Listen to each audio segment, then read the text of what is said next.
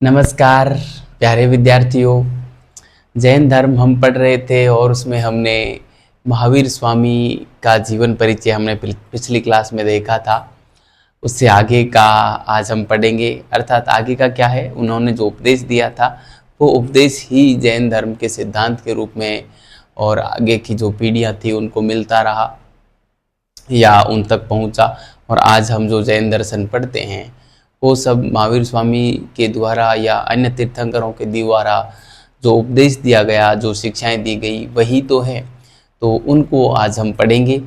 पहले महावीर स्वामी का हल्का सा एक देखेंगे कि इन्होंने पहला उपदेश कहाँ दिया था, किस भाषा में दिया था, और इनकी मृत्यु के बारे में देख लेंगे एक लाइन, और ज़्यादा नहीं है, 2-3 लाइन में ये काम हो जाएगा। और फिर हम जैन धर्म की शिक्षाएं पढ़ेंगे।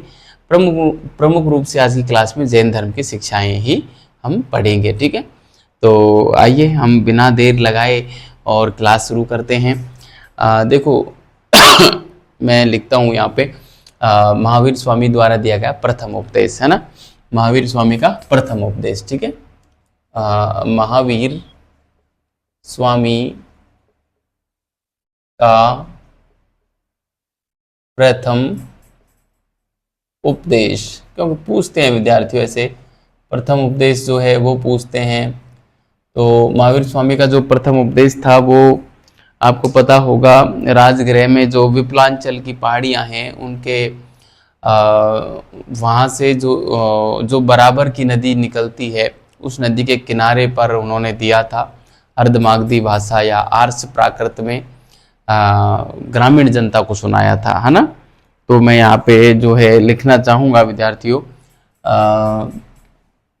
इनका जो प्रथम उपदेश था वो राजगृह की विप्लांचल पहाड़ियों के किनारे, विप्लांचल पहाड़ियों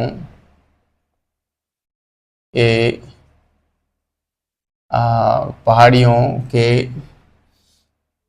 किनारे जो बराबर नदी है, बराबर नदी के किनारे पर दिया था, है ना। बराबर नदी के किनारे, पहाड़ियों के पास, है ना, पहाड़ियों के किनारे क्या, विप्लांचल पहाड़ियों के पास बराबर नदी के किनारे पर ये जो है दिया था, ठीक है। तो यहाँ पे हम लिख देंगे राजगृह की विप्लांचल पहाड़ियों के पास बराबर नदी के किनारे, बराबर नदी के किनारे अर्धमागधी भाषा में, अर्धमागधी या आर्ष प्राकृत, है ना, आर्ष प्राकृत भाषा में, और जो है आम जनता, ग्रामीण जनता को दिया था, है ना, ग्रामीण जनता को सुनाया था, ठीक है, ग्रामीण जनता को सुनाया था। इसके बाद लगातार 30 साल तक और उपदेश ये देते रहे और आखिरकार इनका देहावसान हुआ 527 बीसी या 480 बीसी में इनका देहावसान, 468 बीसी में इनका देहावसान माना जाता है, ठीक है। तो मैं यहाँ पे लिखूंगा मृत्यु की बात, लिखूं मैं यहाँ पे मृत्यु, है ना।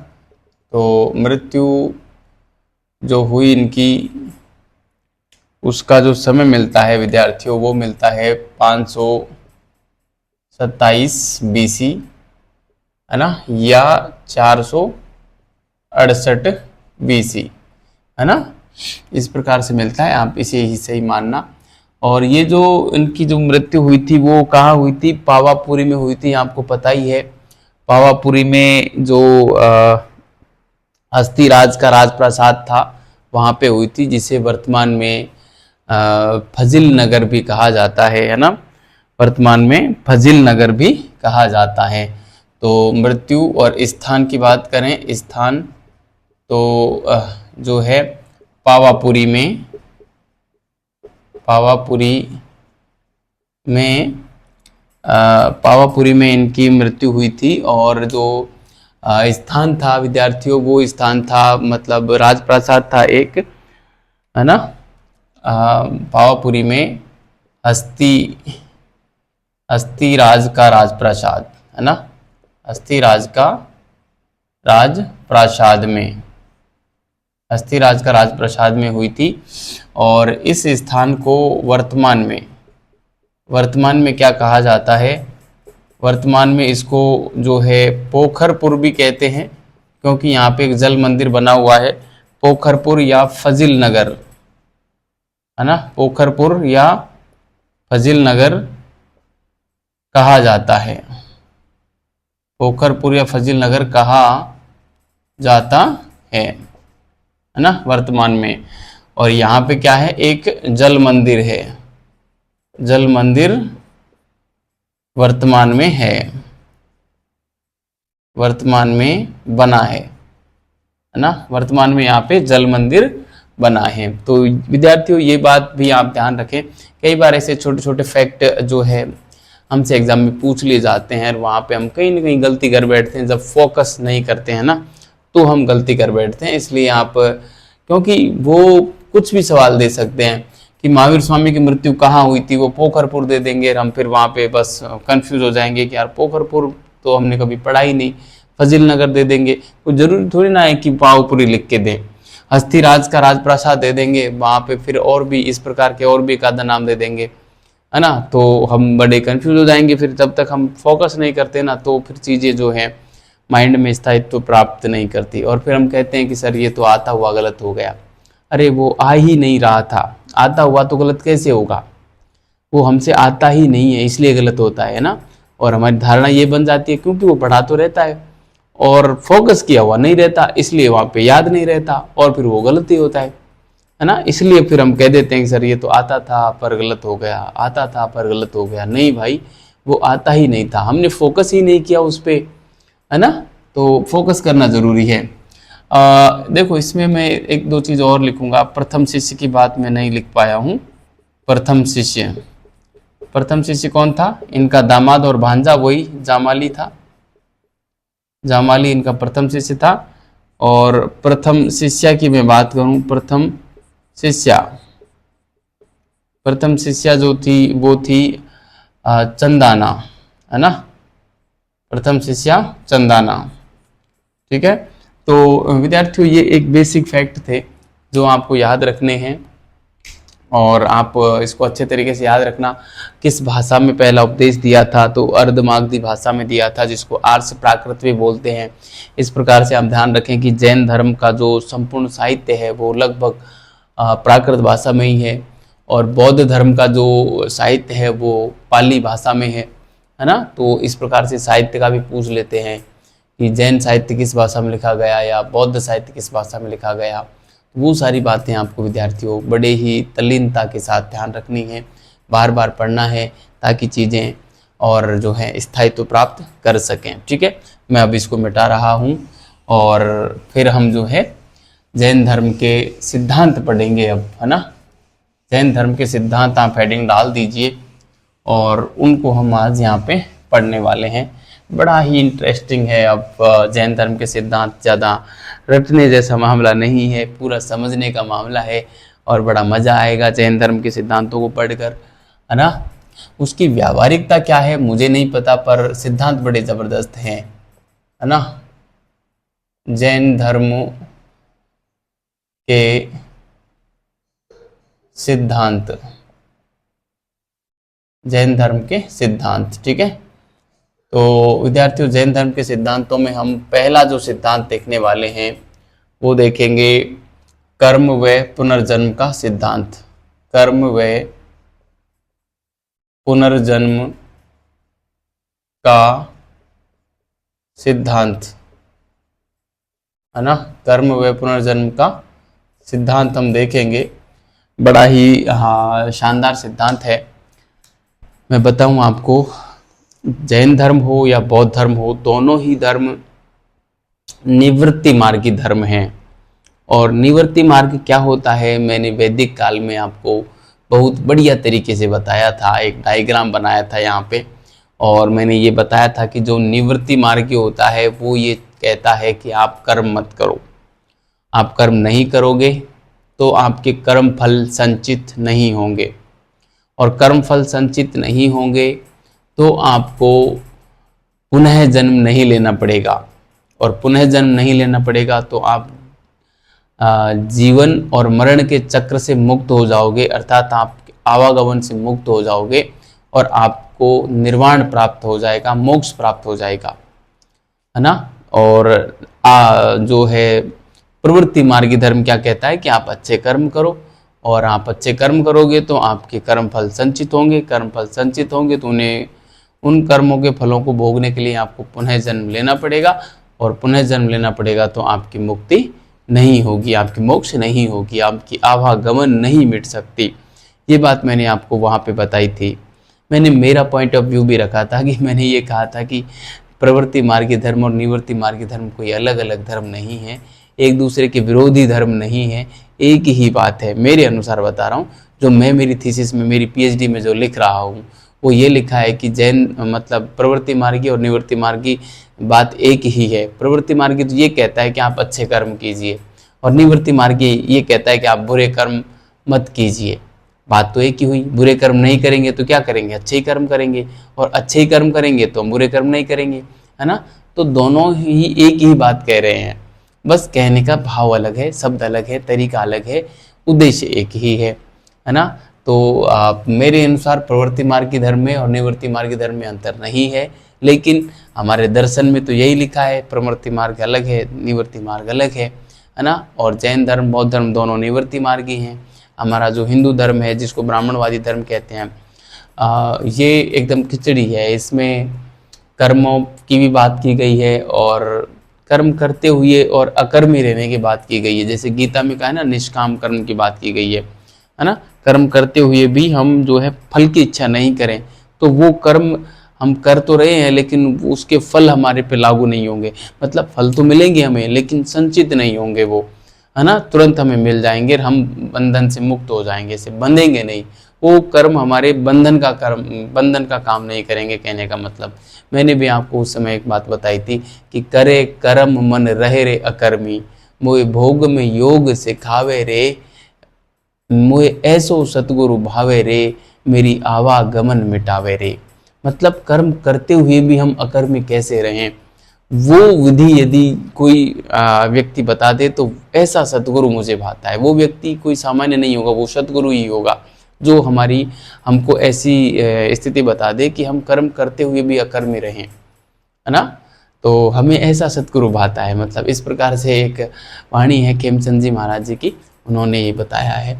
ठीक है, तो विद्यार्थियों मैं इसमें अब लिखना प्रारंभ करता हूँ। देखो, निवृत्ति मार्ग का वो जो डायग्राम है वो मैं नहीं बनाऊंगा, क्योंकि हम पहले बना चुके हैं। ठीक है, तो मैं यहाँ पे लिखता हूँ जैन धर्म व बौद्ध धर्म दोनों ही निवृत्ति मार्गी धर्म है। निवृत्ति मार्गी धर्म हैं, दोनों ही निवृत्ति मार्गी धर्म हैं। अर्थात ये जो संन्यास पर संन्यास पर बल देते हैं, कर्म करने पर बल नहीं देते हैं ना। ब्रैकेट में आप डाल सकते हो संन्यास पर बल, है ना, संन्यास पर बल देते हैं ना, संन्यास पर बल देते हैं। अब देखो, निवृत्ति मार्गी हैं, एक बात तो ये हो गई। दूसरी ये कि ये पुनर्जन्म में विश्वास करते हैं, क्योंकि कर्म फल संचित होंगे तो फिर आपको पुनर्जन्म लेना होगा। तो कहीं ना कहीं ये पुनर्जन्म की बात करते हैं, है ना। और जो है संचित कर्मों और पुनर्जन्म का कारण किसको मानते हैं, संचित कर्मों को, है ना। तो जैन धर्म मैं लिखूंगा यहाँ पे, जैन धर्म पुनर्जन्म में विश्वास रखता है, पुनर्जन्म में जैन धर्म पुनर्जन्म में विश्वास रखता है, जैन धर्म पुनर्जन्म में विश्वास रखता है तथा पुनर्जन्म का कारण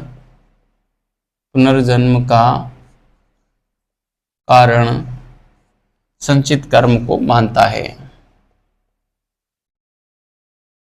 संचित कर्म को मानता है, संचित कर्म को मानता है। ठीक है, तो जैन धर्म पुनर्जन्म में विश्वास रखता है तथा पुनर्जन्म का कारण संचित कर्म को मानता है।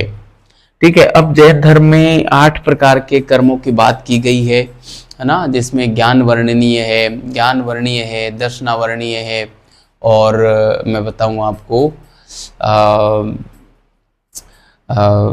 जो है ज्ञान वर्णीय, दर्शनावर्णीय, गोत्र कर्म, नाम कर्म, और जो है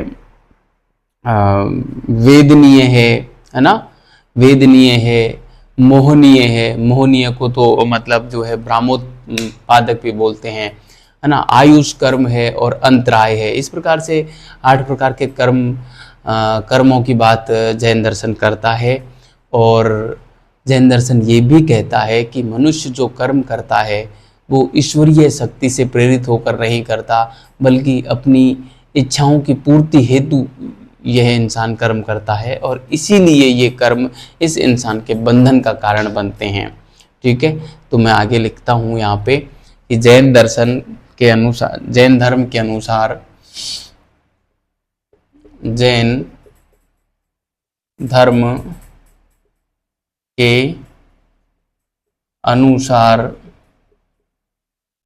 कर्म 8 प्रकार के होते हैं, 8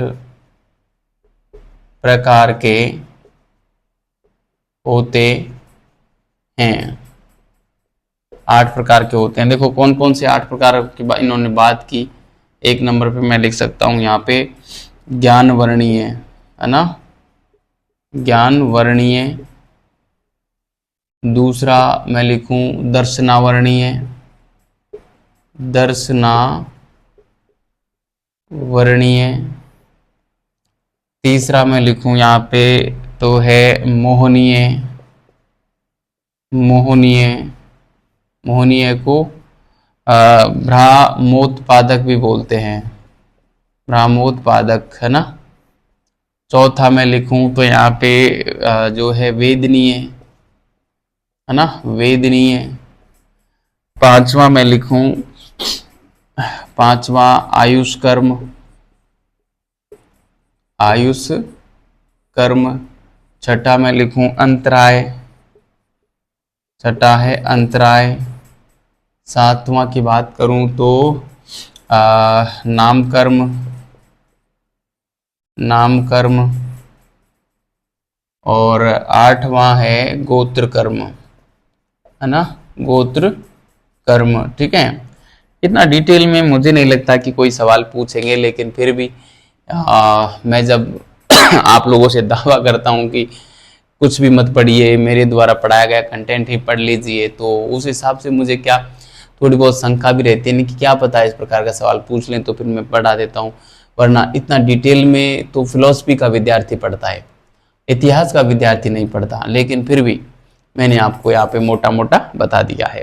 देखो भारतीय दर्शन में जो हम षड दर्शन पढ़ते हैं उसमें अधिकतर, वैसे भारतीय दर्शन है, जैन दर्शन भी है ना, भारत में कुल 9 दर्शनों की बात की गई है, लेकिन हिंदू दर्शन में षड दर्शन आते हैं, 6 दर्शन आते हैं, है ना। तो षड दर्शन जो है उसमें 3 प्रकार के कर्म बताए गए हैं, है ना। 3 प्रकार के कौन कौन से, एक तो है संचित, एक है क्रियमाण और एक है प्रारब्ध, है ना। संचित, क्रियमाण और प्रारब्ध 3 प्रकार के कर्म बताए गए हैं। संचित तो वो हैं जो भविष्य के लिए संचित हो रहे हैं, है ना। क्रियमाण वो हैं जो हम अब कर्म किए तुरंत इसी जन्म में मिल गए, वो कर्म हमारे क्रियमाण कर्म होते हैं, है ना। और प्रारब्ध कर्म वो हैं जो पिछले जन्म के कर्म हैं और इस जन्म में हम भोग रहे हैं, है ना, वो होते हैं प्रारब्ध। तो 3 प्रकार के कर्म जो है हमारे षड दर्शन में या हिंदू दर्शन में बताए गए हैं। ठीक है, वैसे इन कर्मों को मैं तो दो ही प्रकार से मानता हूँ, एक तो सही रे गलत, इस प्रकार से बांट लेते हैं। अब कुछ कर्म, अब उद्देश्य के आधार पर भी हम इसको दो प्रकार से बांट सकते हैं। एक तो आप दो क्या मतलब तीन प्रकार से बांटा है, मैंने खुद ने तीन प्रकार से बांटा है कि मनुष्य जो है वो अपने उद्देश्य के हिसाब से जो कर्म करता है वो तीन प्रकार से करता है। ये मेरा सिद्धांत है। पहला तो इसलिए करता है कि अपने कर्तव्य की खातिर करता है ना। जैसे हमारा एक माँ का कर्तव्य होता है कि बच्चे की रक्षा करे, पालन पोषण करे, उसको समय से दूध पिलाए, कपड़े पहनाए, नहलाए धुलाए, है ना। जैसे एक टीचर है, उसको पढ़ाना उसका कर्तव्य होता है। जैसे मेरा यहाँ पे कर्तव्य है कि मैं आप लोगों को पढ़ाऊँ, समय से पढ़ाऊँ, रोज़ क्लास दूँ, तो मैं अपने कर्तव्य की पूर्ति कर रहा हूँ, एक कारण है ना। दूसरा है इच्छा। कई बार मनुष्य का कर्तव्य नहीं होता लेकिन इच्छा हो जाती है, उसके अंदर इच्छा पैदा होती है कि मैं ये काम करूँ, मैं वो करूँ, है ना। वो अधर्म होते हुए भी उस कर्म को करता है, यानी कि उसका कर्तव्य नहीं था फिर भी वो कर देता है। क्यों? इच्छा के वशीभूत। तो इंसान दो प्रकार का कर्म हो गया। तीसरा कर्म ये है कि कई बार इंसान की न तो इच्छा होती है कर्म करने की और न ही उसका कर्तव्य होता है, फिर भी कोई काम उस मनुष्य से अकस्मात हो जाता है ना। जैसे मान लो कि हम चल रहे हैं, चलते चलते अचानक एक्सीडेंट हो गया। अब एक्सीडेंट करना ना तो हमारी इच्छा थी और ना ही हमारा कर्तव्य था, फिर भी हो गया, है ना। चलते चलते हम फिसल के गिर पड़े, है ना, किसी से भी अनायास झगड़ा हो गया। तो ये सारे कर्म कैसे हैं? ये आकस्मिक हैं। तो मैंने मेरी जो पीएचडी है उसमें कर्मों को तीन प्रकार से बांटा है कि इंसान तीन वजह से कर्म करता है उद्देश्य के आधार पर, जिसमें पहला मैंने दिया कि कर्तव्य की वजह से, दूसरा दिया इच्छा की वजह से और तीसरा दिया आकस्मिकता या संयोग या इत्तेफाक, है ना। बाई चांस हम कहते हैं कि बाई चांस हो गया, मुझे तो पता ही नहीं था, बस बाई चांस हो गया। ठीक है, तो खैर उतना डिटेल में हमको जानने की आवश्यकता नहीं है। आप तो बस इसको व्यावहारिकता में लाओगे ना फिलॉसफी को, तो बड़ा इंटरेस्ट आएगा आपको, बड़ा ही मज़ा आएगा आपको। और फिर आपको कभी भी है ना ऐसे मतलब फिलॉसफी को रट्टा मारने की आवश्यकता नहीं रहेगी और आप अच्छी से अच्छी एग्ज़ाम पास कर सकते हो फिलॉसफी को जब आप व्यावहारिक रूप से ढालते हो, है ना। तो ज़रूर पढ़नी चाहिए। यूपीएससी में तो ऑप्शनल सब्जेक्ट आप हिस्ट्री फिलॉसफी लेके आप है जो मेंस लिखना, कभी मज़ा आ जाएगा। एथिक्स भी इसके साथ साथ आपकी क्लियर हो जाती है, क्योंकि एथिक्स और फिलॉसफी एक दूसरे से जुड़े हुए हैं। और यूपीएससी में जो चौथा पेपर होता है मेंस में, वो तो पूरा एथिक्स का होता है, तो वो आपका बेहतर हो सकता है ना। तो कभी ट्राई करना। मेरा तो कभी टारगेट था नहीं कि इधर मैं जाऊँ यूपीएससी की तरफ, लेकिन पढ़ूंगा ज़रूर क्योंकि मुझे पढ़ाना है यूपीएससी वालों को। तो फिलॉसफी वगैरह मेरा ये अच्छा है, मैं पढ़ा सकता हूँ। ठीक है, चलो ये 8 प्रकार के कर्मों की बात जैन दर्शन करता है।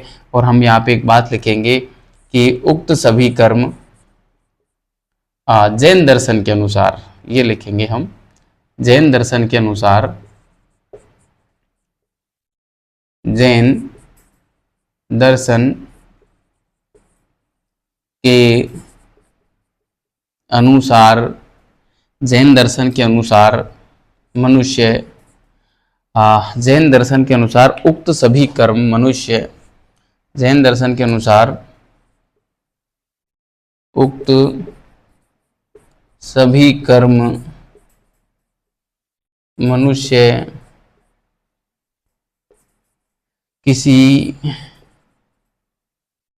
ईश्वरीय शक्ति से प्रेरित होकर नहीं करता, प्रेरित होकर नहीं करता, बल्कि बल्कि बल्कि बल्कि वह बल्कि वह अपनी इच्छाओं की पूर्ति हेतु करता है, अपनी इच्छाओं की पूर्ति हेतु करता है। ठीक है, और देखो विद्यार्थियों, ये मेरा भी मानना है कि जब इंसान अपनी इच्छा के वशीभूत कर्म करता है ना, तो वो कर्म ही इस इंसान के जो जीव है इसके बंधन का कारण बनते हैं। यदि हम हमारी इच्छाओं के वशीभूत होकर कर्म नहीं करें और हमारे कर्तव्यों का पालन करते जाएं, तो कर्तव्यों का पालन जो करते हैं ना, वो कर्म कभी भी आपके बंधन का कारण नहीं बनेंगे और आप जो है हमेशा मुक्त रहेंगे। और बस यही आवागमन का टंटा है, इससे ज़्यादा और कोई टंटा नहीं है ना। तो चलो अब देखो, जैन दर्शन में इस प्रकार से ये कर्मों की बात बताई, लेकिन अब इन कर्मों से मुक्ति कैसे मिले, इसलिए जैन दर्शन ने कर्म बंधन से मुक्त होने के लिए और त्रिरत्न की अवधारणा दी है ना। किसकी अवधारणा दी? त्रिरत्न की अवधारणा दी। तो अब हम अगला सिद्धांत पढ़ेंगे, त्रिरत्न, है ना। पहला हमने पढ़ा कर्म व पुनर्जन्म का सिद्धांत, हमने अच्छे से पढ़ लिया। अब मैं यहाँ पे दूसरा सिद्धांत हेडिंग डालता हूँ, त्रिरत्न, है ना, त्रिरत्न, ठीक है, त्रिरत्न, ठीक है। तो यहाँ पे मैं लिखूंगा कि कर्म फल से मुक्ति हेतु जैन दर्शन कर्म फल से मुक्ति हेतु जैन धर्म में त्रिरत्न की कल्पना की गई है या त्रिरत्न की अवधारणा दी गई है। त्रिरत्न की अवधारणा दी गई है,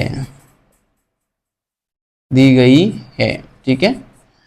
मतलब सॉरी, कर्म फल से मुक्ति हेतु जैन धर्म में त्रिरत्न की अवधारणा दी गई है, ठीक है। और त्रिरत्न आपको पता ही है, सम्यक दर्शन, सम्यक ज्ञान और सम्यक चरित्र, ये तीन जैन धर्म के त्रिरत्न हैं, है ना। जैन धर्म के त्रिरत्न में अब हम पहला त्रिरत्न देखें। पहला जो त्रिरत्न है वो है सम्यक दर्शन, है ना, सम्यक दर्शन, ठीक है, सम्यक दर्शन है, ठीक है। सम्यक दर्शन को हम विद्यार्थियों सम्यक श्रद्धा भी कहते हैं, सम्यक श्रद्धा भी कहते हैं। इसका मतलब होता है कि जो सत्य है उस पर विश्वास श्रद्धा के साथ करना, है ना, वही सम्यक दर्शन है। और इसके भी कई अंग बताए गए हैं, 8 अंग प्रमुख रूप से बताए गए हैं, जिसमें ये रहता है कि आप कोई भी किसी भी प्रकार के संदेह से दूर रहें, है ना, किसी भी प्रकार के संदेह से दूर रहें, मोह माया से दूर रहें, सांसारिकता, जो सांसारिक सुख हैं, जो अभिलाषा है हमारी, उससे दूर रहें, है ना। और भी मतलब जो है भ्रामक मार्ग से हम बचें, है ना, भ्रामक मार्ग से बचें, हर जगह जैन श्रेष्ठता की बात करें, है ना। इस प्रकार की बात इसमें की गई है। मतलब लोक मूड, शासड़ मूड और जो है देव मूड की बात इसमें की गई है, ठीक है। लोक मूड, शासड़ मूड, देव मूड की बात की गई है ना। जैन श्रेष्ठता हर जगह सिद्ध करने की बात की है, सांसारिकता से बचें, मतलब जो भौतिक सुख हैं उनसे बचने की बात इन लोगों ने की है यहाँ पे, ठीक है। इसके अलावा ये लोग क्या कहते हैं, ऐसे मार्ग पर चलें, मतलब जो शंका रहित मार्ग हो वहाँ पे चलें, संदेह से दूर रहें, कहने का मतलब ये है इसमें। तो सम्यक दर्शन का मतलब हो गया सत्य पर विश्वास रखना, है ना, सत्य में श्रद्धा पूर्वक विश्वास रखना, यही बात है इसमें ना। तो यहाँ पे मैं लिखता हूँ सत्य पर विश्वास, सत्य पर विश्वास या श्रद्धा पूर्वक विश्वास, है ना, श्रद्धा पूर्वक विश्वास रखना, है ना, यही क्या है, सम्यक दर्शन है। और इसके भी जो है 8 अंग बताए गए हैं, है ना, इसके भी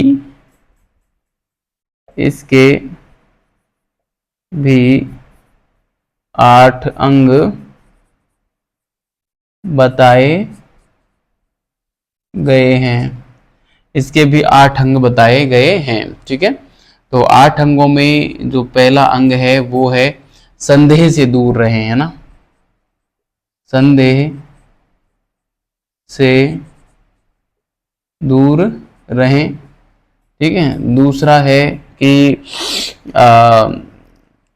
आप जो है सांसारिकता से दूर रहें, है ना, सांसारिकता से दूर रहें या संसार के सुखों से दूर रहें, संसार के सुखों से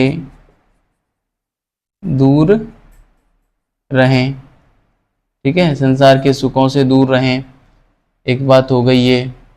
इसके अलावा जो है संसार के सुखों से दूर रहने की बात कह दी। जैन धर्म की श्रेष्ठता को हर जगह सिद्ध करें, है ना, जैन धर्म की श्रेष्ठता को हर जगह सिद्ध करें। ठीक है, जैन श्रेष्ठता सिद्ध करें, है ना, जैन श्रेष्ठता सिद्ध करें। चौथा मैं बताऊं तो मोह माया से दूर रहें। ठीक है, मोह माया से दूर रहें। ठीक है, मोह माया से दूर रहें।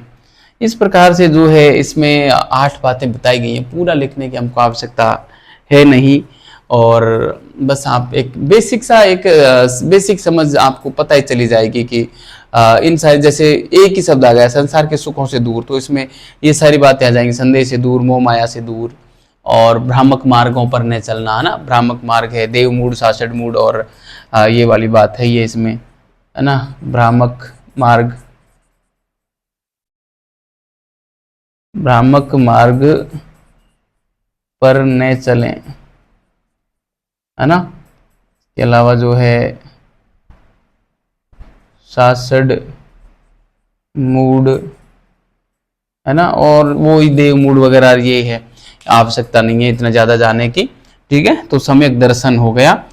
और अब मैं अगली स्लाइड पे आता हूँ विद्यार्थियों, फिर हम पढ़ेंगे सम्यक ज्ञान और फिर पढ़ेंगे सम्यक आचरण। ठीक है, तो आपने इसको उतार लिया होगा, मैं इसको मिटा रहा हूँ।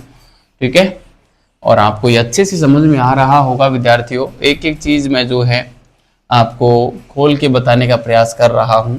ज़्यादा डिटेल में इसलिए नहीं जाएंगे यहाँ पे दर्शन में कि दर्शन को कितना ही खोद लो आप, कितना ही पढ़ लो आप, कभी भी पूरा नहीं होगा, और हमको तो बस परीक्षा पास करनी है। इसलिए मैं उन शब्दों का ही ज़्यादा उन शब्दों की ही ज़्यादा व्याख्या करने का प्रयास करता हूँ कि इतिहास में हमसे क्या सवाल पूछा जा सकता है और उसका हम बेहतरीन तरीके से जवाब किस प्रकार से दे सकते हैं। ठीक है, तो दूसरा जो हमारा त्रिरत्न है वो है सम्यक ज्ञान, सम्यक ज्ञान, है ना।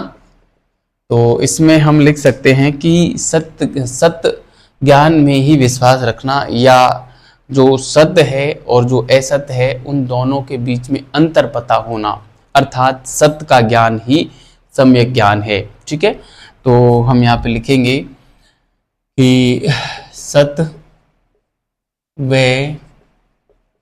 असत्य में अंतर पता होना, अंतर पता होना, है ना, इन दोनों में अंतर पता होगा तो इसका मतलब सत्य का आपको ज्ञान है, अर्थात सत्य का ज्ञान होना, सत्य का ज्ञान होना ही क्या है, सम्यक ज्ञान है। अब यहाँ पे जो है ज्ञान की 2 शाखाएं प्रमुख रूप से मानी गई हैं जैन दर्शन में, एक तो प्रत्यक्ष ज्ञान और एक अप्रत्यक्ष ज्ञान। प्रत्यक्ष ज्ञान को भी 2 भागों में बांटा, व्यावहारिक और पारमार्थिक। व्यावहारिक ज्ञान को भी 2 भागों में बांटा, एक मति जो इंद्रियों के माध्यम से प्राप्त किया गया, और एक श्रुति जो सुनकर प्राप्त किया गया। मति का मतलब बुद्धि से प्राप्त किया गया होना है। हाँ, क्योंकि इंद्रियों से प्राप्त तो श्रुति वाला है, श्रुति यानी सुनकर, और सुनकर यानी कान भी एक इंद्रिय है ना, तो वो श्रुति हो गया। और पारमार्थिक है 3 प्रकार का, जिसमें आएगा हमारा, एक तो है अवधि ज्ञान, और एक है मनः पर्याय ज्ञान, अवधि, मनः पर्याय और कैवल्य। ये 3 प्रकार के ज्ञान आएंगे पारमार्थिक ज्ञान में, ठीक है। तो इस प्रकार से ये प्रत्यक्ष ज्ञान हो गया। अप्रत्यक्ष ज्ञान 5 प्रकार का है, जिसमें हमारे आता है प्रत्यभिज्ञा आता है, प्रत्यभिज्ञा और तर्क, आगम, अनुमान, और एक बचा हमारा तर्क, प्रतिभिज्ञा, आगम, अनुमान और एक स्मृति ज्ञान। ये 5 प्रकार का अप्रत्यक्ष ज्ञान होता है, ठीक है। तो हम यहाँ पे लिखेंगे कि जैन दर्शन या जैन धर्म में 2 प्रकार के ज्ञान की कल्पना की गई है, 2 प्रकार के ज्ञान की अवधारणा है, कि अवधारणा प्रचलित है, ठीक है। अब 2 प्रकार का ज्ञान कौन कौन सा है, देखो 2 प्रकार का ज्ञान कौन कौन सा है यहाँ पे लिखूं। एक तो है प्रत्यक्ष ज्ञान, है ना, प्रत्यक्ष ज्ञान, ठीक है। एक तो है प्रत्यक्ष ज्ञान और एक है अप्रत्यक्ष ज्ञान, है ना। एक कौन सा है, अप्रत्यक्ष ज्ञान, ठीक है। एक हो गया प्रत्यक्ष ज्ञान, एक हो गया अप्रत्यक्ष ज्ञान। अब इस प्रत्यक्ष ज्ञान को भी 2 भागों में बांटा है। एक तो है हमारा व्यावहारिक ज्ञान, है ना, व्यावहारिक ज्ञान, ठीक है। और दूसरा है हमारा पारमार्थिक ज्ञान, ठीक है। दूसरा कौन सा है, पारमार्थिक ज्ञान, पारमार्थिक ज्ञान, ठीक है, पारमार्थिक ज्ञान, ठीक है। अब देखो व्यावहारिक को भी 2 भागों में बांटा, पारमार्थिक को 3 भागों में बांटा। अप्रत्यक्ष ज्ञान जो है ये 5 प्रकार का है। देखो अप्रत्यक्ष ज्ञान में तो मैं लिख सकता हूँ यहाँ पे, जैसे एक तो हो गया हमारा स्मृति ज्ञान, ठीक है, स्मृति ज्ञान, ठीक है। दूसरा जो हो जाएगा इसमें स्मृति ज्ञान के बाद तर्क मैं लिख सकता हूँ, ऐसे कोई कर्म नहीं है, जैसे जैसे याद आ रहे हैं वैसे वैसे लिख रहा हूँ, तर्क। इसके बाद आगम, इसके बाद अनुमान, आगम, अनुमान, और एक हो जाएगा प्रत्यभिज्ञा, है ना, प्रत्यभिज्ञा। तो ये 5 प्रकार के जो ज्ञान हैं विद्यार्थियों, वो अप्रत्यक्ष ज्ञान में आते हैं, है ना, ठीक है। कई बार हम तर्क को जो है प्रत्यक्ष का मान बैठते हैं। हमेशा ध्यान रखना, तर्क से जो ज्ञान प्राप्त किया जाता है ना, वो अप्रत्यक्ष ज्ञान किया जाता है ना। तर्क से कभी भी प्रत्यक्ष ज्ञान नहीं होता। और हम तो कहते हैं ना, प्रत्यक्ष को तो प्रमाण की जरूरत ही नहीं होती, तर्क देने की आवश्यकता ही नहीं होती। जो चीज़ प्रत्यक्ष में है तो सीधी सी बात है, तो तर्क है, उससे अप्रत्यक्ष ज्ञान ही प्राप्त किया जाता है। अनुमान, उपमान, इसमें एक उपमान की भी बात करते हैं। हमारे जो षड दर्शन आता है ना, वहाँ पे तो अनुमान है, उपमान है, तर्क, आगम, स्मृति, प्रतिविज्ञान की बात आती है। जैसे अनुमान और उपमान में मैं भेद बताऊँ आपको मोटा मोटा सा। तो जैसे अनुमान में तो ये होता है, देखो अनुमान से जो ज्ञान प्राप्त किया जाता है ना, वो कोई ज़रूरी नहीं कि हमेशा सही हो, वो गलत भी हो सकता है ना। जैसे हम अनुमान लगाते हैं कि जैसे हमने बादल देखे, मतलब आकाश में बादल हो रहे थे ज़बरदस्त तरीके से, ठीक है, तो हम ये अनुमान लगाएंगे कि आज बारिश हो सकती है। अब कोई ज़रूरी नहीं कि आज बारिश आ ही जाए, है ना, तो हमारा अनुमान गलत भी हो सकता है और सही भी हो सकता है, ठीक है। लेकिन उपमान में क्या होता है, उपमान में जैसे आप एक बंद कमरा है, उसमें बढ़िया सो रहे हैं, गहरी नींद में सो रहे हैं, आपकी आंखें खुली, उसके बाद आपने गेट खोल के बाहर जब गए तो आपने देखा कि चारों ओर पानी पानी भरा है, बिल्कुल खेतों में पानी पानी हो रहा है। तो आप कहोगे कि यार देखो चारों ओर पानी पानी हो रहा है, बारिश हुई है। मतलब आपने बारिश को होते देखा नहीं है, लेकिन आप दावे के साथ कह सकते हो कि बारिश हुई है, क्योंकि चारों ओर पानी पानी आप देख रहे हो, है ना। तो ये है आपका उपमान, यानी कि उपमान हमेशा सही होता है। लेकिन अनुमान जरूरी नहीं कि हमेशा सही हो, गलत भी हो सकता है ना।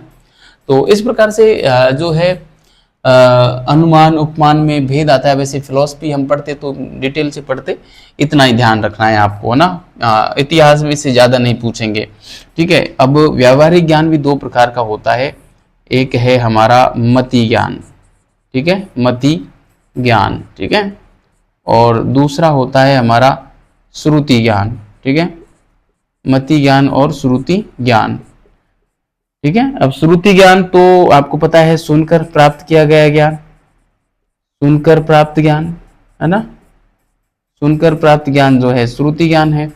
और मति ज्ञान में कुछ लोग बताते हैं कि इंद्रियों से प्राप्त किया गया, पर मति के हिसाब से, मेरे हिसाब से तो बुद्धि आना चाहिए, लेकिन कुछ लोग इनको इंद्रिय के हिसाब से बताते हैं ना। तो आप इंद्रिय लिख लो, इंद्रियों से प्राप्त, इंद्रियों से प्राप्त ज्ञान, ठीक है। यदि इंद्रियां नहीं हो ऑप्शन में, इस प्रकार से पूछ लिया जाए, तो यहाँ पे बुद्धि भी आप काम कर सकते हैं, क्योंकि बुद्धि इंद्रिय में नहीं आता। इंद्रिय में तो ये कान आते हैं, सुनकर तो हम कान से प्राप्त करेंगे ना, तो इंद्रियों से प्राप्त ज्ञान तो मेरे हिसाब से तो श्रुति ज्ञान होना चाहिए, लेकिन किताबों में ये मिलता है, ठीक है। तो आप इसमें ज़्यादा शोध करने की आवश्यकता नहीं है, मैंने शोध काफ़ी कर लिया, 5वीं साल चल रही है, हालत खराब हो गई एक शब्द के ऊपर, ठीक है। पारमार्थिक ज्ञान में हम 3 प्रकार का ज्ञान देते हैं।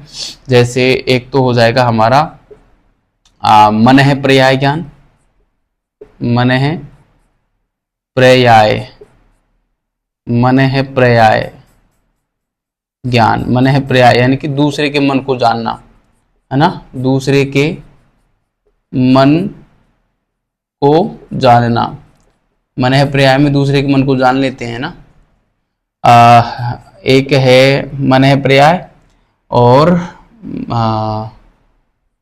एक है मनः पर्याय और एक है अवधि ज्ञान, है ना, दिव्य या लौकिक ज्ञान बोलते हैं इसको, अवधि ज्ञान।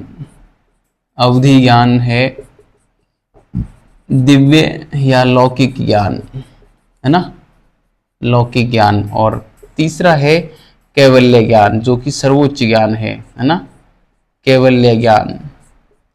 ये क्या है? सर्वोच्च ज्ञान है, सर्वोच्च ज्ञान, है ना। हमारे हिंदू दर्शन में भी कई भजनों में कहा है कि आत्म ज्ञान सो ज्ञान, मतलब और ज्ञान सब ज्ञानड़ी, आत्म ज्ञान सो ज्ञान। आत्म ज्ञान जो है ना वही है वास्तविक ज्ञान, तो और ज्ञान तो ज्ञानड़ी है ना। तो वो आत्म ज्ञान है ना, वो है कैवल्य ज्ञान। बाकी तो सब ठीक है, हो जाते हैं किसी को भी, ठीक है। तो आप इसको बढ़िया तरीके से देख लेना। बढ़िया तो क्या, यहाँ से मैंने तो इतना ज़्यादा सवाल आते देखा नहीं है, लेकिन यहाँ से सवाल बन सकता है ना, इससे सवाल बन सकता है, यहाँ से सवाल बनने के चांसेस कम है।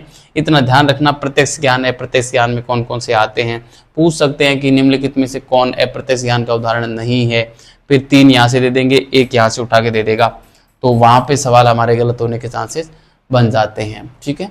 तो अच्छे से इसको ध्यान रखना और इसकी व्यावहारिकता को समझने का प्रयास करना विद्यार्थियों, तो ही हम जो है इतिहास पढ़ने का कुछ उद्देश्य जो है उसकी हम पूर्ति कर सकते हैं या उसकी प्राप्ति कर सकते हैं। वरना इतिहास सिर्फ फिर इतना रह जाएगा कि बस परीक्षा पास करो और किताबें उठा के साइड में रख दो। अधिकतर आज के टीचरों का यही हाल है, वो इतिहास या कोई भी सब्जेक्ट इसलिए पढ़ते हैं कि नौकरी मिल जाए। नौकरी जैसे मिली तो सब उठा के बोले अब पीछा छूटा, जबकि उन्हें ये पता नहीं है कि आपको पढ़ना तो अब शुरुआत करनी चाहिए, पढ़ने की शुरुआत तो अब होगी ढंग से, क्योंकि जॉब लगने से पहले तो हम हमारे लिए पढ़ते हैं, अकेले के लिए पढ़ते हैं, लेकिन जॉब लगने के बाद फिर हमारी जिम्मेदारियां हो जाती हैं कि हम कितने सारे लोगों के लिए पढ़ेंगे, है ना। तो जॉब लगने से पहले तो हमारी इच्छा रहती है कि हम जॉब लगें, इच्छा के वशीभूत काम करते हैं, वो तो हमारे बंधन का काम बनते हैं। लेकिन जॉब लगने के बाद यदि आप पढ़ रहे हो तो आप किसी और के लिए पढ़ रहे हो। क्यों पढ़ रहे हो? कि आपकी जिम्मेदारी है, अब आपके कर्तव्य आ गए, और वो कर्म आपके बंधन का काम नहीं बनेगा कभी भी, वो आपको मुक्ति दिलाएगा। इसलिए आप जो है जॉब लग जाओ तो फिर आप किताबों को छोड़ना मत, अच्छे से पढ़ना, इन नोट्सों को अच्छे से पढ़ना और इन्हीं से आप लगातार बच्चों को पढ़ाते रहना। इसीलिए मैं कहता हूँ कि आप जो है व्यावहारिकता पे जोर दीजिए, इसकी व्यावहारिकता को जरूर समझना, है ना। तो फिलॉसफी अच्छे से समझ में आएगी और इसका उद्देश्य पता चलेगा कि आखिर हम इस दुनिया में क्यों आए हैं और क्यों हम जा रहे हैं, क्या कर रहे हैं, क्या करना था। ये सारी चीज़ों का आपको पता चलेगा इतिहास पढ़कर, ठीक है। तो इसको मैं मिटा रहा हूँ और हम तीसरा जो है वो पढ़ेंगे विद्यार्थियों। यहीं पे पढ़ लेते हैं, चलो। तीसरा जो रत्न है वो है हमारा सम्यक चरित्र। और सम्यक चरित्र में हमारा यही है कि हमारा जो ये जो संसार है इससे विरक्त होकर हम आचरण करें, मतलब इसमें फंसे नहीं, यही सम्यक चरित्र है ना। तो मतलब इससे विरक्त कैसे हों, उसके लिए फिर जैन दर्शन में पंच महाव्रत की बात की गई है, ठीक है। तो हम यहाँ पे पढ़ेंगे। तीसरा मैं लिखूंगा, तीसरा रत्न यहाँ पे मैं लिख देता हूँ, तीसरा रत्न सम्यक आचरण, है ना। सम्यक आचरण या चरित्र भी इसको बोलते हैं, सम्यक आचरण कहें या चरित्र, ठीक है।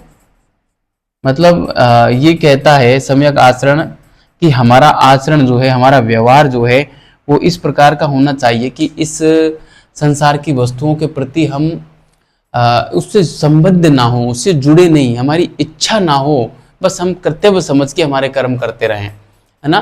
देखो, कर्तव्य का और इच्छा का मैं आपको बात बताऊं, आपको सीधा समझ में आ जाएगा कि आखिर कर्तव्य वाले कर्म करने से इंसान के बंधन क्यों नहीं बनते और इच्छा वाले कर्मों से बंधन क्यों बनते हैं, क्यों फंस जाता है ये जीव जब इच्छा से काम करता है। तो देखो, एक व्यक्ति है जो किसी, मान लो हमारे देश में कोई घुसपैठ कर रहा है, कोई विदेशी घुसपैठिया है या कोई क्रिमिनल है, वो घुसपैठ कर रहा है और एक सामान्य आदमी ने उसको मार दिया। और एक दूसरा घुसपैठिया, वो भी घुसपैठ कर रहा था, उसको एक सैनिक ने मार दिया। तो सैनिक को तो कोई कुछ नहीं कहेगा, कोई उसके ऊपर कोई प्रेशर नहीं डालेगा।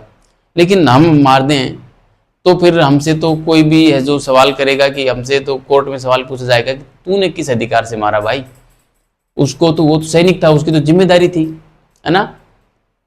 आपको पता चल गया होगा कि बस इसी उदाहरण से, जैसे कोई भी सैनिक बॉर्डर पे चाहे 50 लाखों आदमियों को मार देना जो घुसपैठिए हैं उनको, तो उसके ऊपर केस नहीं लगेगा। लेकिन हम वही काम हम कर दें तो लगेगा। क्यों? क्योंकि उसका वो कर्तव्य है, हमारा कर्तव्य नहीं है, जबकि उद्देश्य दोनों के सेम है। फिर भी देखो, कर्तव्य के वशीभूत, है ना, कर्तव्य के वशीभूत कर्म बंधन नहीं बनते। जैसे एक डॉक्टर है, इलाज कर रहा है, लगातार इलाज कर रहा है, फिर भी पेशेंट की मृत्यु हो गई, तो डॉक्टर को कोई जेल नहीं भेज सकता। क्यों? वो तो अपने कर्तव्य का पालन कर रहा था, उसकी कोई इच्छा नहीं थी वहां पे कि मैं इसको मारूं, है ना, इसलिए है। तो उसी प्रकार कहने का मतलब, इस संसार में कर्म करते हुए हम इस संसार में लिप्त ना हो, है ना। तो यही बात है, वही है, मतलब समान भाव से एकदम न्यूट्रल होते हुए हम आचरण करें, है ना। तो हम इसमें लिखेंगे कि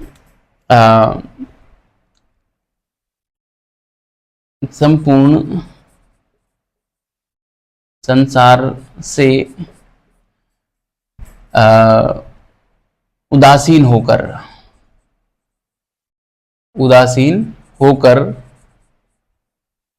समभाव आचरण करना, समभाव आचरण करना, है ना। समभाव आचरण करना ही क्या है? सम्यक आचरण कहलाता है। सम्यक आचरण कहलाता है ना, सम्यक आचरण कहलाता है। देखो, एक भजन में कहा है कि साधु बसे सराय में, सबकी बाँचे खैर, न काहू से दोस्ती न काहू से बैर। तो कहने का मतलब, हमें ना तो इस संसार में किसी से बैर बांधना है, ना किसी से दोस्ती, सभी के साथ एक जैसा व्यवहार करना है। चाहे सामने वाला हमारे साथ कोई तो अच्छा व्यवहार करे और कोई गलत व्यवहार करे, हमें कोई फर्क नहीं पड़ना चाहिए। ऐसा आचरण ही सम्यक आचरण कहलाता है ना, ऐसा आचरण ही सम्यक आचरण कहलाता है।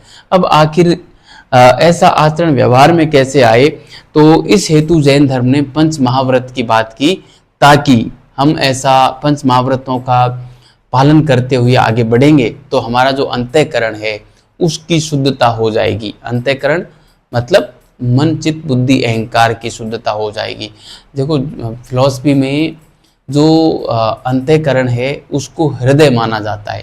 फिलॉसफी के अनुसार हृदय का निर्माण कैसे होता है, तो 4 चीजों से होता है। कोई भी आपसे पूछे कि दर्शन के अनुसार हृदय किसका बना होता है, तो आप 4 चीजें बताओ।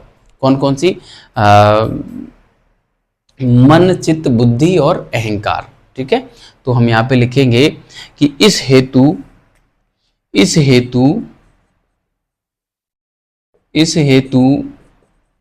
जैन धर्म में पंच महाव्रत की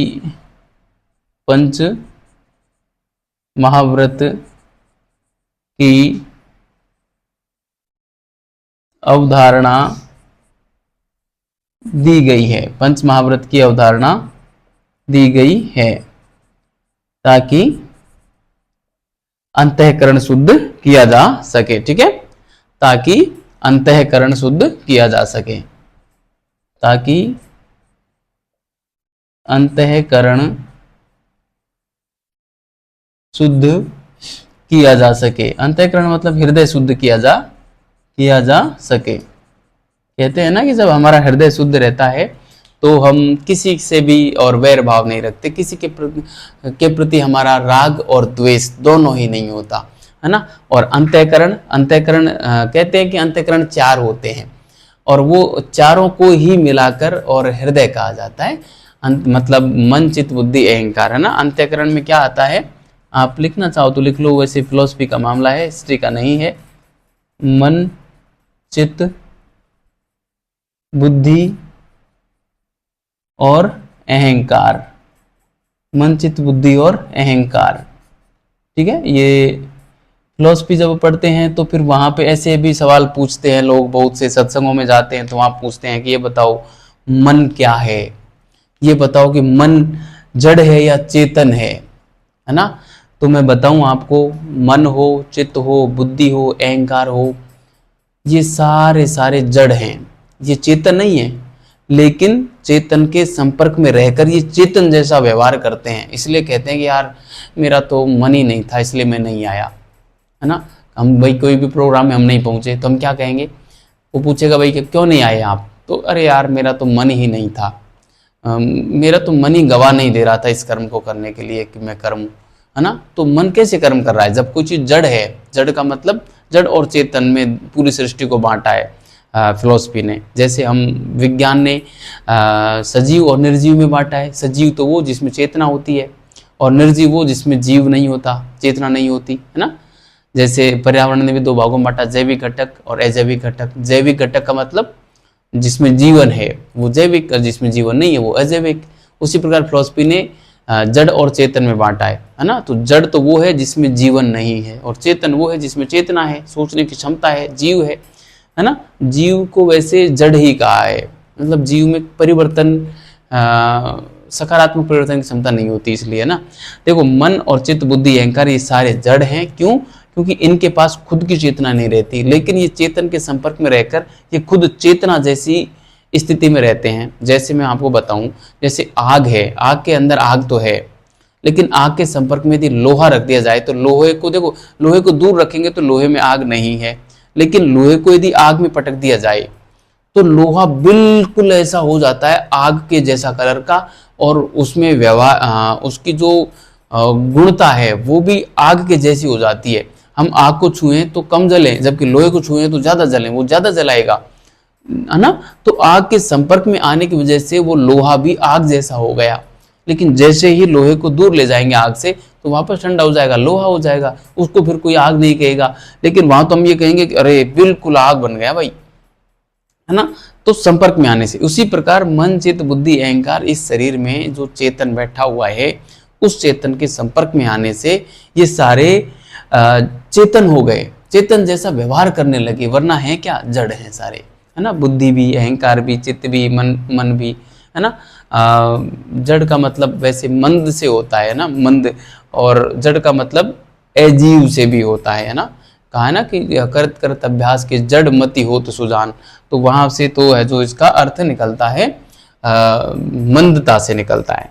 ठीक है, चलो पंच महाव्रत की अवधारणा को हम पढ़ लेते हैं और फिर आज की क्लास को हम पूरा करेंगे। ठीक है, दो सिद्धांत हमने पढ़ लिए विद्यार्थियों जैन धर्म के, एक पढ़ा कर्म व पुनर्जन्म का सिद्धांत और दूसरा पढ़ा त्रिरत्न। ठीक है, त्रिरत्न अच्छे से समझ में आए होंगे आपको, ऐसा मुझे विश्वास है। और आज के बाद आपको कभी भी और फिलॉसफी में इस प्रकार से कोई समस्या नहीं आएगी कि किसी भी कंसेप्ट को लेकर आपको चीजें जो है समझ में नहीं आ रही हों, क्योंकि मैं फैक्टों पे काम कम और कंसेप्ट पे काम ज़्यादा कर रहा हूँ। आपको फैक्ट भी पर्याप्त दे रहा हूँ, कंसेप्ट तो एक एक क्लियर ही कर रहा हूँ, है ना। तो चलो हम आते हैं पंच महाव्रत पे। तीसरा सिद्धांत हो जाएगा हमारा पंच महाव्रत। ठीक है, पंच महाव्रत इनकी कल्पना क्यों की गई मैंने अभी आपको बता दिया, है ना। पंच महाव्रत की कल्पना की क्यों की गई, पहली चीज तो ये पंच महाव्रत है जैन धर्म के केंद्र में है ना, केंद्रीय महत्व का ये विषय है। और मैं लिखता हूं यहाँ पे जैन धर्म के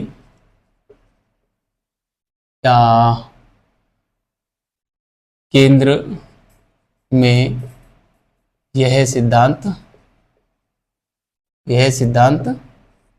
आता है, केंद्र में आता है या माना जाता है, इस प्रकार से हम लिख सकते हैं। ठीक है, और ये कहता है कि पंच महाव्रत जो है जैन धर्म के केंद्र में है ये, बिल्कुल, है ना। और इसके अंदर हम 5 चीजों को पढ़ते हैं। ठीक है, 5 चीजों में अब देखो हम क्या क्या पढ़ेंगे इसमें। सबसे पहले हम पढ़ेंगे अहिंसा, है ना, अहिंसा। अब देखो इसमें भी पंच महाव्रतों में भी जो सबसे महत्वपूर्ण है वो है अहिंसा। और पंच महाव्रत का हृदय एक तरीके से हम कह सकते हैं, मतलब केंद्रीय महत्व, पंच महाव्रतों का भी केंद्रीय महत्व का जो सिद्धांत है वो है अहिंसा का सिद्धांत, है ना। तो मैं यहाँ पर लिख सकता हूं पंच महाव्रत के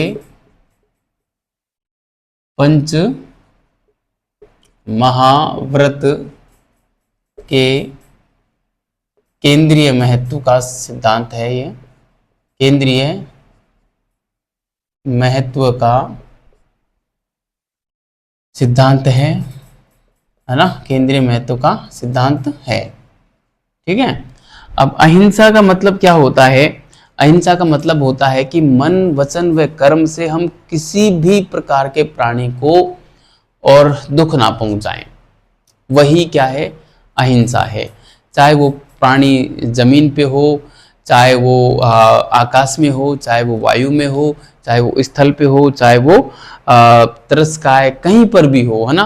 तो हम यहाँ पे लिख सकते हैं कि मन वचन व कर्म से अहिंसा क्या है, मन वचन व कर्म से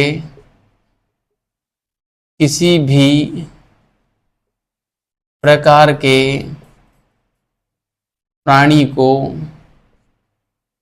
को दुख ना पहुंचाना, दुख न पहुंचाना ही अहिंसा है ना, ही अहिंसा है। ठीक है, चाहे वो पृथ्वी काय हो, चाहे वो जल काय हो, चाहे वो अग्नि काय हो, चाहे वो तिरस्कार हो, है ना, चाहे वो वनस्पति काय का हो, मतलब किसी भी प्रकार का प्राणी हो, है ना। मन वचन कर्म से किसी भी प्रकार के प्राणी को दुख नहीं पहुंचाना ही अहिंसा है।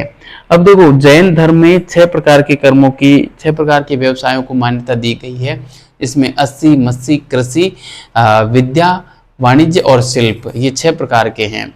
जिसमें जो है कृषि में और अस्सी यानी प्रशासन, है ना, नेता वगैरह जो करते हैं वो है अस्सी। मत्स्य मतलब लेखन, है ना। तो अस्सी और कृषि ये 2 कर्म ऐसे हैं जिसमें हिंसा अधिक होती है, और वाणिज्य में हिंसा सबसे कम होती है जैन धर्म के अनुसार। इसलिए आपने देखा होगा अधिकतर जैन धर्म के जो लोग होते हैं वो व्यापार वाणिज्य ज़्यादा करते हैं। उसका कारण यही है ना कि इसमें अहिंसा सबसे कम होती है ना। तो मैं यहाँ पे लिखना चाहूँगा कि जैन धर्म ने 6 प्रकार के कर्मों को मान्यता दी है, कर्मों को मान्यता दी है ना। जिसमें कौन कौन से हैं? पहला है 80, ऐसे कोई क्रम नहीं है, 80 मतलब प्रशासन ना, 80 मतलब प्रशासन। दूसरा है मस्सी, मस्सी मतलब लेखन, मतलब आप साहित्य लिख सकते हैं, लेखनी चला सकते हैं। 80 मस्सी कृषि, कृषि तो आप जानते होंगे। 80 मस्सी कृषि। विद्या मतलब टीचर बन सकते हैं, पढ़ा सकते हैं। वाणिज्य यानी व्यापार कर सकते हैं, ठीक है, वाणिज्य, ठीक है। और शिल्प, मिस्त्री बन सकते हैं आप, शिल्प कला का काम कर सकते हैं। तो इसमें से इन लोगों ने जो है प्रशासन को और कृषि को, इन दो कामों में जो है हिंसा अधिक मानी, है ना। इनमें ये मैं दो इशारे कर रहा हूं ना, इसमें है ना, इनमें हिंसा अधिक होती है ना। मतलब और कर्म तो इन 6 के अलावा अन्य कर्म तो निषेध ही है इनके लिए। इन 6 में से भी इन्होंने इन 2 को में अधिक हिंसा मानी कि हिंसा तो होगी, क्योंकि हिंसा हुए बिना तो रह नहीं सकती इस संसार में। लेकिन सबसे कम हिंसा हो ऐसा हम कर्म करें, तो वो वाणिज्य में सबसे कम हिंसा मानते हैं, है ना, सबसे कम हिंसा मानते हैं, ठीक है, सबसे कम हिंसा मानते हैं। कौन? जैन दर्शन वाले लोग मानते हैं। इसलिए वो अधिकतर जो काम करते हैं वो वाणिज्य वाला काम करते हैं, ठीक है। तो आपको ये जो 6 कर्म हैं ये अच्छे तरीके से याद रखने हैं, क्योंकि एग्जाम में इस प्रकार से जो है यहाँ पे पूछे जा सकते हैं, ठीक है।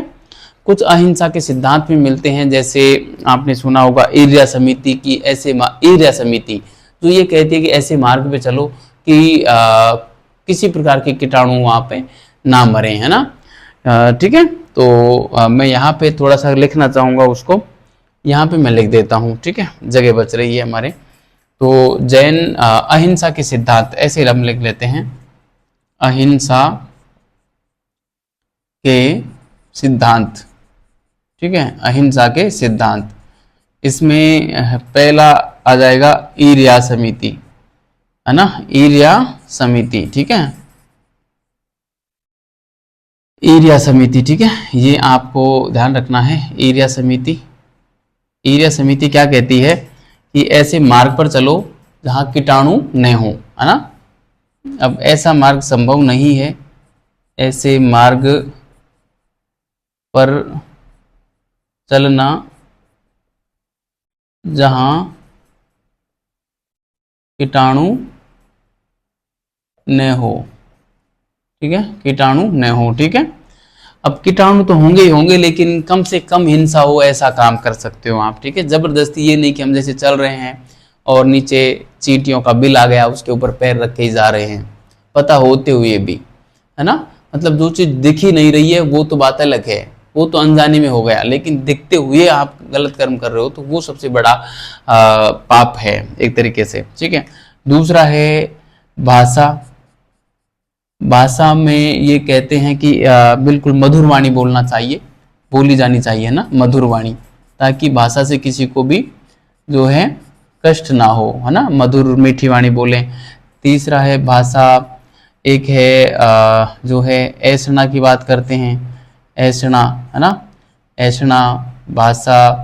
ऐसना में क्या होता है कि बिल्कुल जो हम भोजन करते हैं वो हमारा शुद्ध होना चाहिए, मतलब शाकाहार अपनाना चाहिए, है ना, भोजन शुद्ध होना चाहिए, भोजन से हिंसा नहीं होनी चाहिए, कहने का मतलब मैं यहाँ पे लिख सकता हूँ शाकाहार, है ना, या भोजन में हिंसा नहीं, है ना, भोजन में हिंसा नहीं, ठीक है।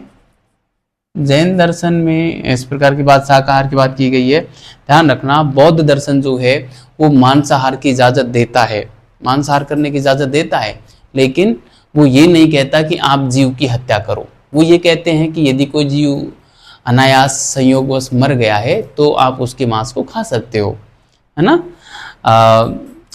इसके अलावा जो है आप आदान निक्षेप है, यानी कि कोई भी सामान को उठा के रख रहे हो तो उसमें भी जो है किसी प्रकार की जीव हत्या नहीं होनी चाहिए। आदान निक्षेप, है ना, आदान निक्षेप, है ना। तो इसमें आप लिख सकते हो कि सामान निक्षेप में सामान निक्षेप में हिंसा नहीं, हिंसा न हो, ठीक है। और व्युत्सर्ग समिति, एक तरीके से व्युत्सर्ग निक्षेप, है ना, ठीक है। मतलब मलमूत्र त्याग करते समय भी जो है व्युत्सर्ग समिति हम इसको कहेंगे, निक्षेप तो क्या, व्युत्सर्ग में भी आपको जो है किसी प्रकार की हिंसा नहीं होनी चाहिए। इस हिसाब से जो है आप अपना दैनिकी से निवृत्त हों, ठीक है। तो व्युत्सर्ग समिति में लिख सकता हूँ मलमूत्र त्याग में हिंसा नहीं, है ना, मलमूत्र त्याग में हिंसा नहीं, ठीक है। तो ये था प्यारे विद्यार्थियों हमारे हिंसा का सिद्धांत, वो हमने यहाँ पे पढ़ा। और अहिंसा के 5 सिद्धांत हमने देखे। अच्छे से आप इनको पढ़ें, याद रखें, यहाँ से सवाल पूछे जाते हैं, ध्यान रखना, अक्सर सवाल पूछे जाते हैं, ठीक है। तो पंच महाव्रत में एक हमने पढ़ लिया है अहिंसा, और अब हम जो हैं आगे के सिद्धांत भी पढ़ लेते हैं, बहुत अधिक नहीं है, मैं इसको मिटा रहा हूँ, ठीक है, बहुत अधिक नहीं, आप इसको उतार लो, तब तक हम यहाँ पे मैं अन्य को बता देता हूँ। अहिंसा हो गया, अहिंसा के बाद में जो है दूसरा मैं यहाँ पे लिख सकता हूँ अस्तेय। अस्तेय मतलब चोरी नहीं करना, है ना, चोरी नहीं करना, चोरी नहीं करना, अस्तेय। तीसरे नंबर पे मैं डाल सकता हूँ अपरिग्रह, अपरिग्रह, है ना। अपरिग्रह का मतलब है कि आवश्यकता से अधिक धन संचय नहीं करना, है ना सॉरी, आवश्यकता से अधिक धन संग्रह नहीं करना, ठीक है। तो मैं यहाँ पे लिख सकता हूं आवश्यकता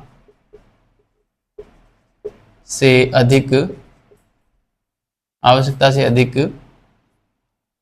धन संग्रह नहीं करना, धन संग्रह नहीं करना, ठीक है, आवश्यकता से अधिक धन संग्रह नहीं करना। एक हो जाएगा हमारा सत्य, है ना, मन वचन कर्म से सदा सत्य बोलना, मन वचन कर्म से सदा सत्य करना, ठीक है, मतलब कोई भी हम गलत काम ना करें, झूठा काम ना करें। और अंत में आ जाएगा ब्रह्मचर्य, ठीक है, ब्रह्मचर्य, ठीक है। ये चातुर्याम शिक्षा में शामिल नहीं था, आपको पता है, मैंने पहले ही बता दिया, महावीर स्वामी ने इसको जोड़ा था, है ना। यह चातुर्याम शिक्षा में शामिल नहीं था, है ना, महावीर स्वामी ने जोड़ा था इसको, महावीर स्वामी ने जोड़ा था। और इसमें जो है ब्रह्मचर्य व्रत का पालन किया जाता है ना, इसमें ब्रह्मचर्य व्रत का पालन किया जाता है। बिना ब्रह्मचर्य व्रत के पालन किए आप हिंसा को रोक ही नहीं सकते। मतलब दूसरे के शरीर को दुख देना भी पाप है, उसी प्रकार अपने शरीर को दुख देना भी पाप है।